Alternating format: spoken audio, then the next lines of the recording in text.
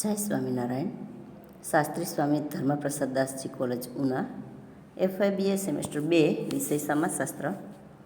એમાં મુખ્ય વિષય સમાજશાસ્ત્રમાં પેપરનું નામ છે ભારતીય સમાજશાસ્ત્ર.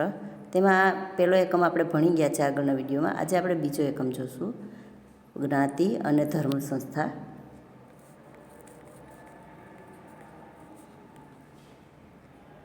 જ્ઞાતિ અને ધર્મ સંસ્થામાં આજે પ્રસ્તાવના રૂપે જોઈએ.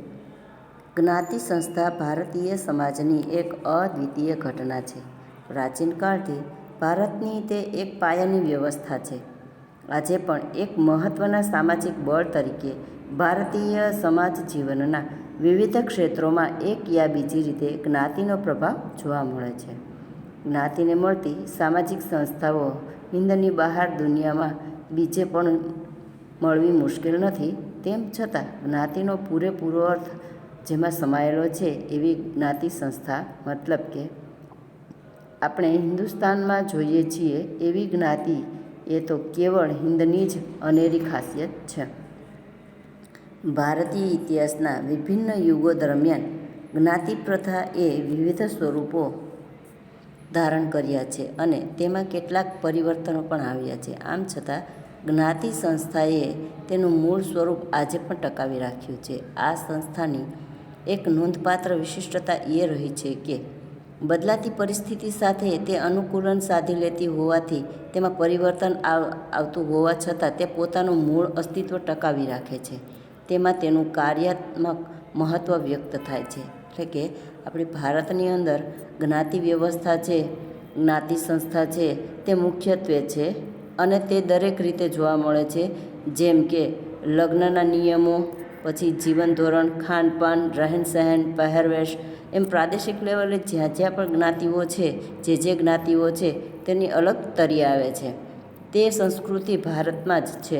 એટલે કે ભારતે હજી જ્ઞાતિ વ્યવસ્થા એ રીતે ટકાવી રાખી છે.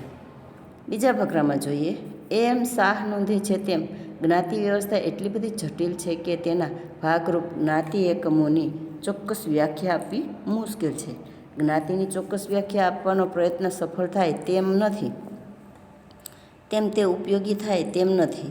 જ્ઞાતિ વ્યવસ્થા ખંડ વિભાજન અને કોટિક્રમ એમ બે સિદ્ધાંતો દ્વારા નિયંત્રિત થાય છે. ખંડ વિભાજનનો સિદ્ધાંત હિન્દુ સમાજનું અસંખ્ય જૂથો અને પેટા જૂથોમાં વિભાજન સૂચવે છે. કોટિક્રમનો સિદ્ધાંત આ જૂથ વિભાજનોની ઊંચા અને નીચા ક્રમના ગોઠવણી સૂચવે છે. વિભિન્ન જ્ઞાતિ જૂથો વચ્ચેના કોટિક્રમિક સંબંધોને ઊભા સંબંધો તરીકે અને જ્ઞાતિ જૂથોને આડા એકમો તરીકે વર્ણવવામાં આવે છે. આ રીતે જ્ઞાતિ વ્યવસ્થાને ઊભા અને આડા એમ બે પાસા છે. આ બંને સિદ્ધાંતોની સાપેક્ષ શક્તિ દેશકાળ અનુસાર બદલાતી રહે છે. આધુનિક સમયમાં ખંડ વિભાજનની શક્તિ વધી છે, જ્યારે કોટિક્રમના સિદ્ધાંતની શક્તિ ઘટી છે. ભારતમાં નગરો અને શહેરોમાં કોટિક્રમના સિદ્ધાંત કરતાં ખંડ વિભાજનનો સિદ્ધાંત વધુ શક્તિશાળી બન્યો છે. એટલે કે ભારતની અંદર આપણે સમજીએ કે ભારતની અંદર જ્ઞાતિ વ્યવસ્થા છે, તેમ જ્ઞાતિ વ્યવસ્થામાં પણ ઘણી બધી પેટા જ્ઞાતિ વ્યવસ્થા છે. દાખલા તરીકે જોઈએ કે ભાઈ ક્ષત્રિય જ્ઞાતિ છે. ક્ષત્રિય જ્ઞાતિમાં ઘણી બધી ઉચ્ચ નીચવાળી ઘણી બધી જ્ઞાતિઓ આવે છે. કે ક્ષત્રિય એક જ જ્ઞાતિ નથી. કે દાખલા તરીકે રજપૂતો છે, તેમાં ખાટ દરબાર આવે, એવી રીતના ઘણા બધા દરબારીઓ લોકો છે, એની પેટા જ્ઞાતિઓ આવે. એમાં પણ પેટા જ્ઞાતિઓ ઘણી બધી છે. પેલો પણ છે જ્ઞાતિનો અર્થ. કારંથના મતે સમકાલીન જ્ઞાતિના વિશ્લેષણ માટે ભૂતકાળની જ્ઞાતિ સંસ્થા અંગેની સમજ જરૂરી છે. આ દ્રષ્ટિએ તેઓ શ્રીનિવાસે આપેલી જ્ઞાતિની વ્યાખ્યા ટાંકતા નોંધે છે તેમ જ્ઞાતિ એ વંશાનુગત, અંતવિવાહી, કોઈ એક વ્યવસાય સાથે પરંપરાગત સંબંધ ધરાવતું અને જ્ઞાતિઓના કોટિક્રમમાં નિશ્ચિત સ્થાન ધરાવતું સામાન્ય રીતે સ્થાનિક જૂથ છે. જ્ઞાતિઓ વચ્ચેના સંબંધો શુદ્ધ અને અશુદ્ધના ખ્યાલો વડે નિયંત્રિત થાય છે અને સહભોજિતા સામાન્ય રીતે જ્ઞાતિમાં જ થાય છે. આ વ્યાખ્યા અનુસાર જ્ઞાતિનું સભ્યપદ જન્મથી મળે છે. જ્ઞાતિ અંતર્લગ્ન પ્રથા ધરાવતું જૂથ છે. દરેક જ્ઞાતિના સભ્યો પરંપરાથી અમુક વ્યવસાય કે ધંધાને અનુસરે છે. સ્થાનિક કોટિક્રમમાં જ્ઞાતિઓ ચડતા ઉતરતા ક્રમમાં ગોઠવાયેલી હોય છે. જ્ઞાતિઓ વચ્ચેના સંબંધોનું સ્વરૂપ અને પ્રમાણ શુદ્ધ અશુદ્ધના ખ્યાલો વડે નિયંત્રિત થાય છે. દુબેએ લખ્યું છે તેમ જ્ઞાતિના સભ્યો સમાન સંસ્કૃતિ ધરાવે છે. આ સંસ્કૃતિ જ્ઞાતિના સભ્યોની જીવનશૈલી રચે છે. તેમાં આર્થિક, રાજકીય, ધાર્મિક અને સામાજિક સંગઠન વગેરેને લગતી માન્યતાઓ, મૂલ્યો અને વર્તનના નિયમોનો સમાવેશ થાય છે. જ્ઞાતિની આ સંસ્કૃતિ સમાજીકરણની પ્રક્રિયા દ્વારા નવી પેઢીના હસ્તાંતરિત થતી રહે છે. જ્ઞાતિઓ ગામની અંદર અને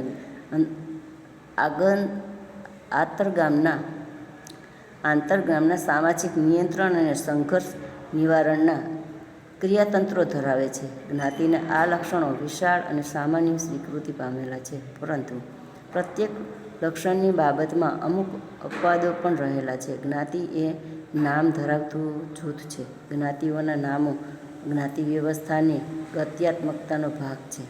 જ્ઞાતિનું નામ એ જ્ઞાતિ જૂથની ઓળખની નિશાની છે, તેમજ તેના દરજ્જાનું પ્રતીક છે. એટલે કે ભારતની અંદર અલગ અલગ પ્રાંતમાં અલગ અલગ જ્ઞાતિઓ છે, તે તેમનું રહેન સહેન, તેનું ખાનપાન, તેના નીતિ નિયમો, તેના મૂલ્યો, આ બધું જ અલગ અલગ છે.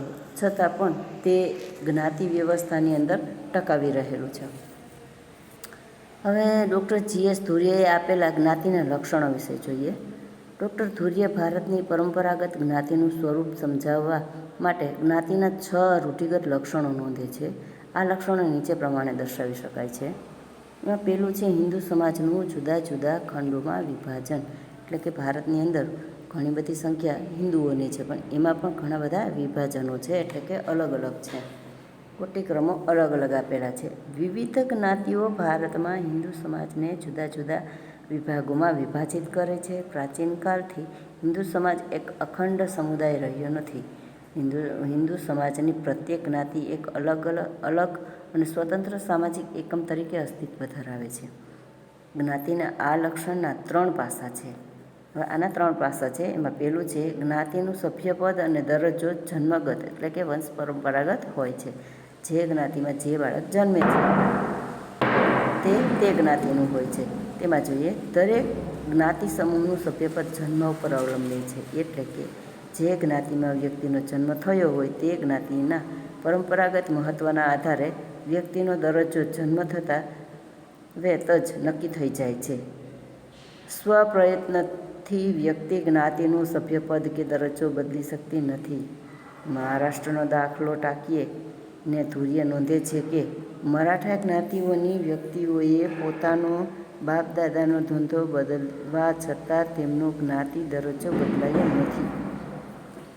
આપણા ભારતની અંદર દરેક જ્ઞાતિઓમાં એવું છે કે જ્ઞાતિ અનુસાર વર્ણ પ્રમાણે વ્યક્તિઓના વ્યવસાયો પણ નક્કી થયેલા છે. પણ અત્યારે આઝાદી પછી એવું કંઈ રહ્યું નથી. કોઈ પણ વ્યક્તિ સ્વતંત્ર રીતે કંઈ પણ ધંધો કરી શકે છે, વ્યવસાય કરી શકે છે. બીજું છે જ્ઞાતિ પંચાયત. ધુર્ય કહે છે કે ઘણી ખરી જ્ઞાતિઓને પોતાની કાયમી પંચાયતો હોય છે. આવી પંચાયતો જ્ઞાતિના સભ્યોના અનેક વર્તનો ઉપર નિયંત્રણો અને અંકુશો ધરાવે છે. કોઈપણ સભ્ય જ્ઞાતિઓના રિવાજો કે નિયમોનું ઉલ્લંઘન કરે તો તેને જ્ઞાતિ પંચાયત શિક્ષા કરે છે.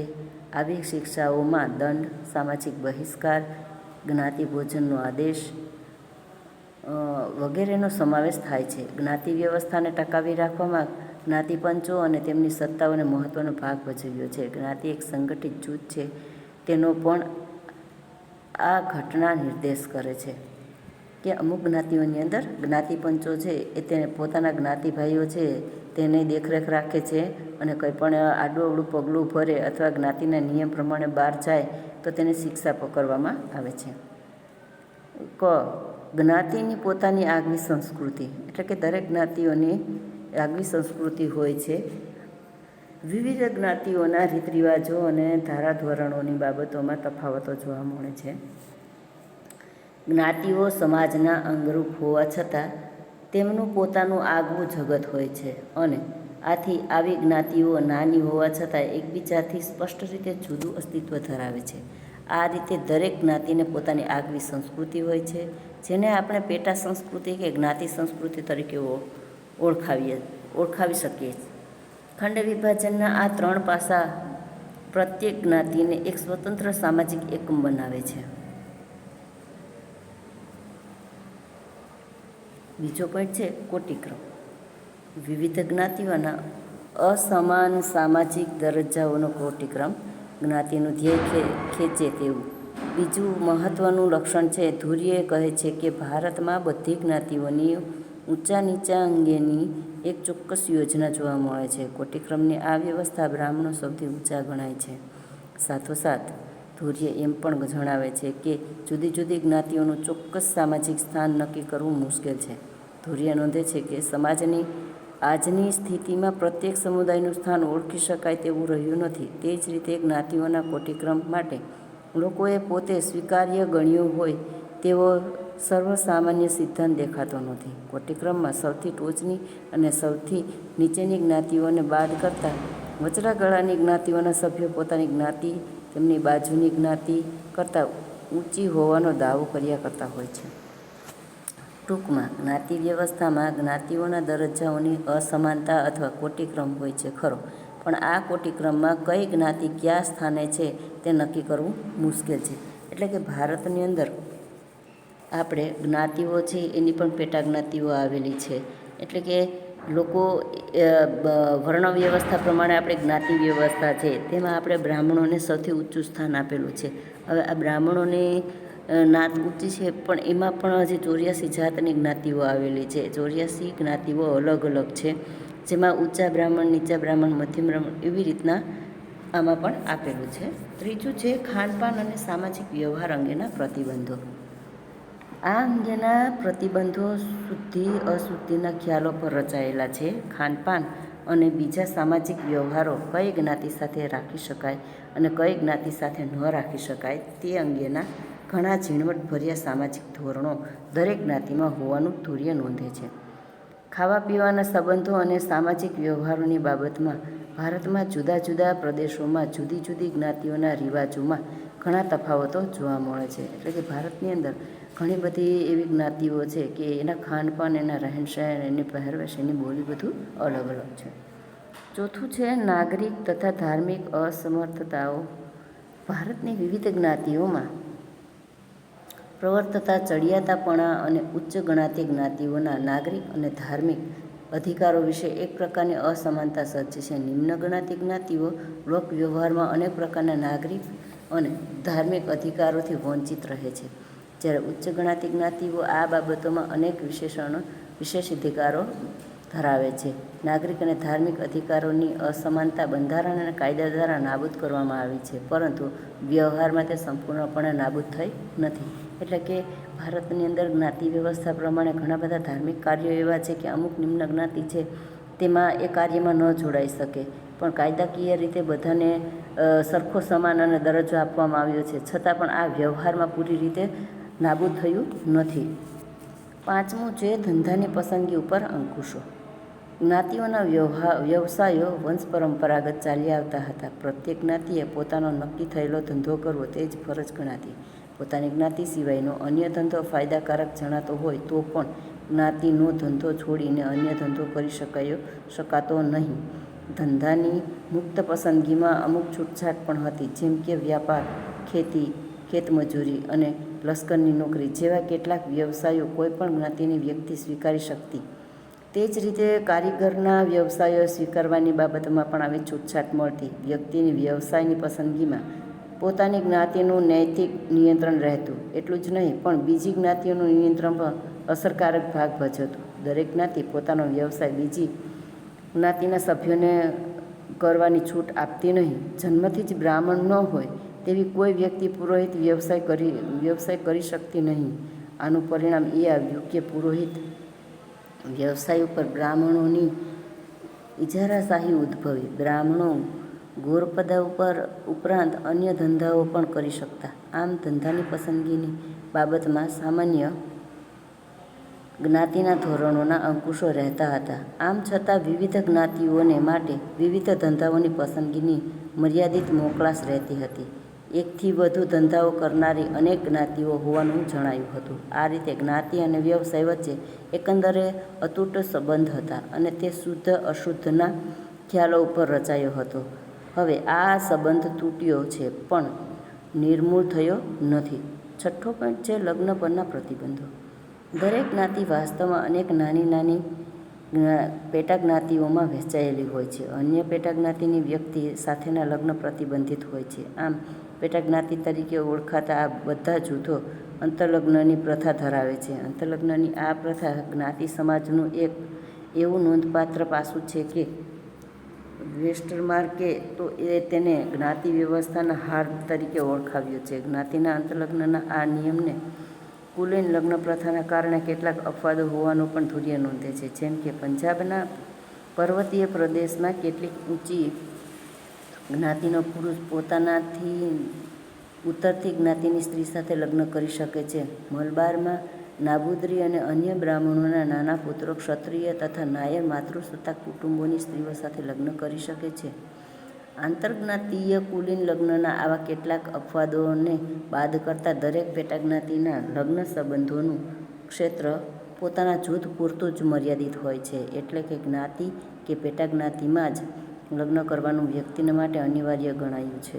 આ નિયમોનો ભંગ કરનાર વ્યક્તિને જ્ઞાતિમાંથી કાઢી મૂકવા સુધીની સજાઓ કરવામાં આવતી હતી. આજે પણ જ્ઞાતિ અંતરલગ્નનો નિયમ થોડા પરિવર્તન સાથે ટકી રહ્યો છે. એટલે કે આપણે ભારતની અંદર જ્ઞાતિ અંતરજ્ઞાતિની અંદર જ લગ્ન કરવા અને એ મુજબ જ એના રીત રિવાજો કરવા. પણ અમુક પંજાબમાં અને મલબારમાં એવા રિવાજો છે કે ક્ષત્રિય અને બ્રાહ્મણોની સ્ત્રીઓ સાથે લગ્ન કરી શકે છે. પણ એ અમુક વિસ્તારોને બાદ કરતાં જે બધે જ ભારતની અંદર જ્ઞાતિમાં જ લગ્ન કરવા એવું નક્કી છે. હવે આ આપણો પોઈન્ટ અહીંયા પૂરો કરીએ છીએ. વર્ણ અને જ્ઞાતિ એ આવતા વિડીયોમાં જોઈશું. જય સ્વામિનારાયણ.